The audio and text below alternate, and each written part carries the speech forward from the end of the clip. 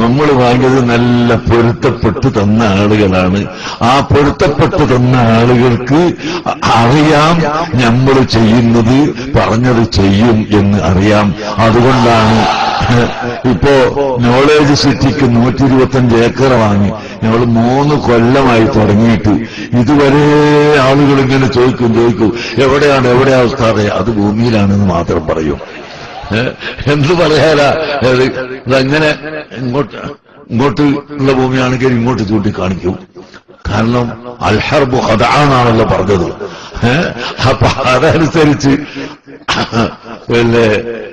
വാങ്ങി അങ്ങനെ ഞങ്ങളെ കൊണ്ട് കഴിയുമെന്ന് തോന്നുന്നത് കടം കുറച്ചുകൊണ്ട് നല്ല കടമുണ്ട്, എന്നാലും ശരി ഉദ്ദേശിച്ച സ്ഥലം ലഭ്യമായതിന് ശേഷം കമ്മിറ്റി യോഗത്തിൽ അത് പറഞ്ഞതോടുകൂടി അത് വെളിച്ചത്തായി.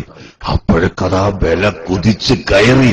സുബ്ഹാനല്ലാഹ്, 1 ലക്ഷം രൂപക്ക് വാങ്ങിയ സ്ഥലത്തിന് 5 ലക്ഷം രൂപ വിലയായി. അതിന്റെ തൊട്ടടുത്ത് 10,000-ന് വാങ്ങിയതിന് 1 ലക്ഷവും 2 ലക്ഷവും വിലയായി. മർക്കസിന്റെ കോംപ്ലക്സ് വരുന്നുണ്ട്, അതുകൊണ്ട് ഞങ്ങൾക്കത് വേണം അത് വേണം എന്ന് പറഞ്ഞ് പരക്കം പാറ്റിൽ. ഇപ്പൊ രാവിലെ ഒരു 100 ബ്രോക്കർമാരുണ്ടാവും അവിടെ.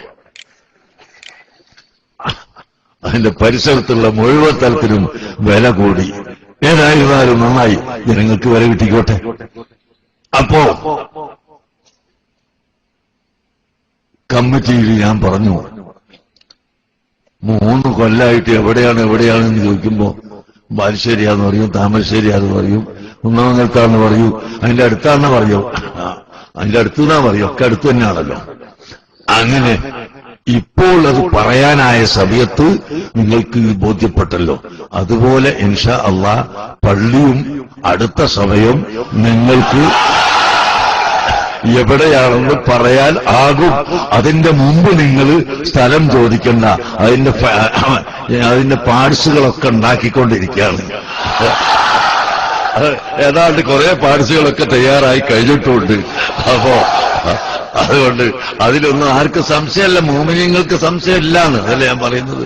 മോമിനീങ്ങൾക്ക് സംശയമല്ല, ഇഖ്ലാസോടുകൂടി തരുന്നവർക്ക് സംശയമല്ല.